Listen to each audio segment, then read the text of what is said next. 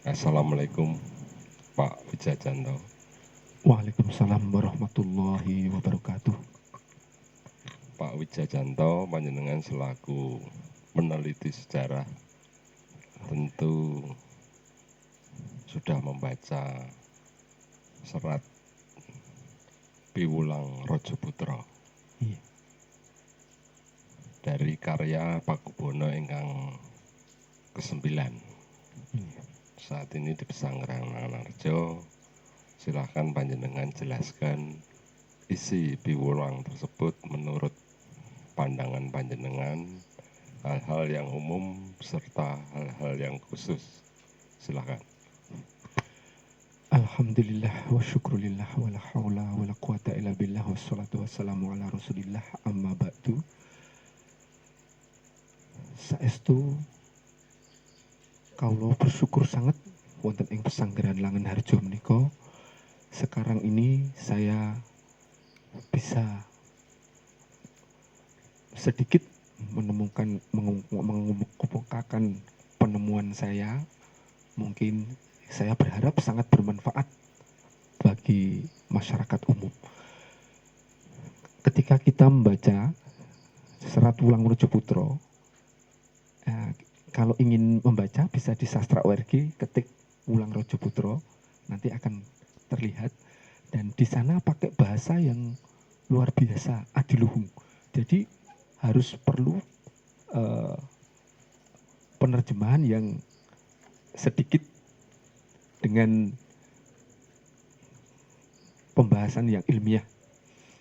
Di antaranya, yakni satu, serat ini diterbitkan oleh Belanda pada tahun sebelum tahun 1900. Jadi ini serat yang sangat-sangat istimewa dan pesannya sangat-sangat penting.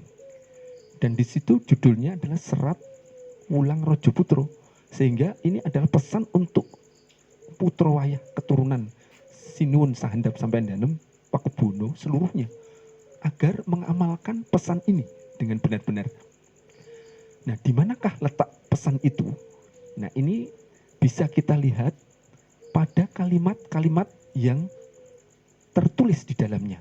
Di antaranya yang paling penting adalah kalimat lelegung ing narmadagung. Nah, ini sebenarnya maknanya apa? Ini kemudian yang kedua, bulus kembang. Nah, ini kok maknanipun apa? Yang ketiga, ada kalimat jayeng rono. Joyo ing rono itu peperangan. Jadi jayeng rono ini ternyata adalah artinya, kalau kita pelajari di leksikon Sastra ORG, dimasukkan jayeng rono akan muncul buaya. Dan itu hewan laut. Nah, ternyata secara tersirat bahwasanya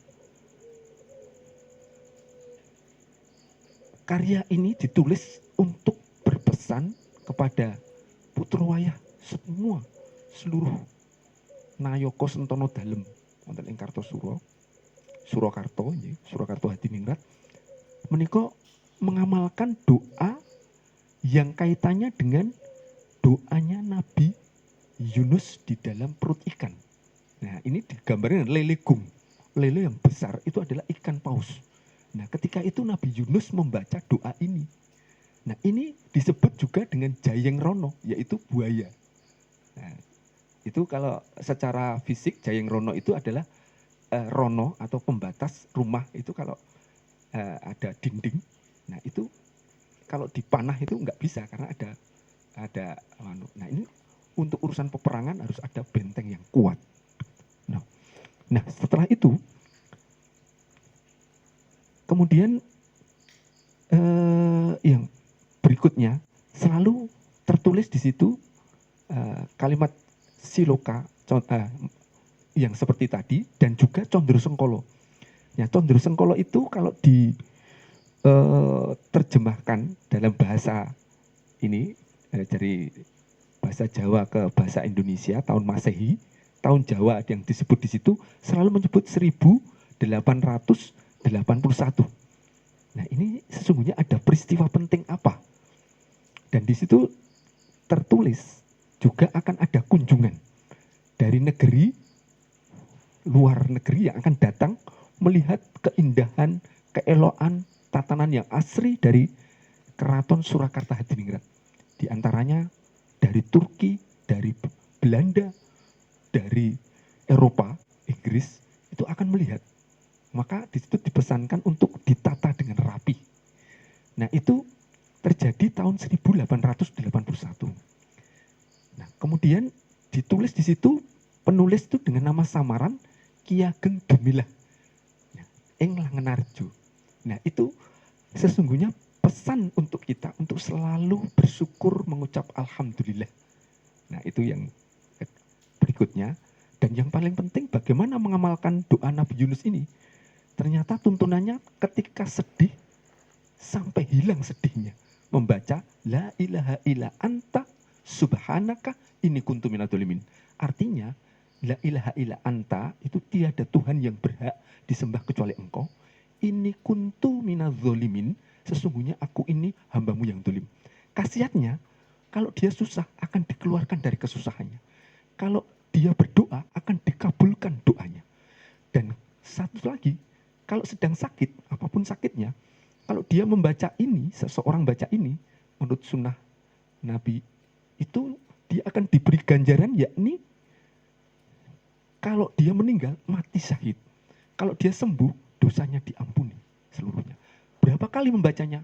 Dalam tuntunan itu kita menemukan 40 kali. La ilaha illa anta subhanaka inni kuntu minadzalimin. Sangat banyak, 40 kali.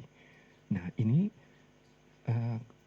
adalah doa yang tersirat dan kemudian ini dibuat peringatannya di tugu peringatan, yakni tugu kebangkitan yang di dekat Sriwedari itu. Nanti ada tugu kebangkitan itu tahun sinuwun sandap semenan balem ingkang sinuwun PB 10 ingkang Wicaksono itu membuat tugu itu, dan bulusnya itu ada di samping itu. Itu untuk miradati karena setiap 100 tahun itu keraton itu hancur. Nah, ini tahun 1800, tahun Jawa maksudnya, tahun 1700 itu mesti ada peringatan-peringatan. Nah, Itu ini, namanya Tugu Lilin. iya, Tugu Lilin, Tugu Kebangkitan. Nah, itu di sana akan kita jumpai bulusnya itu. Sebetulnya ini adalah pesan bahwasanya untuk miradati segala bahaya, kesedihan, terus semuanya itu akan bisa juga dengan doa bulus kembang atau lelegung ing narmodogung, yaitu Jayeng Rono. Jadi seandainya terjadi perang, seandainya kerajaan itu perang, itu rajanya itu membaca ini dan berperang dulu sebelum bertemu secara fisik, berperang di langit. Dan ini akan menang. Menang di langit, nanti peperangannya di darat akan menang. Karena ini doa Jayeng Rono, menang dalam peperangan, yaitu buaya.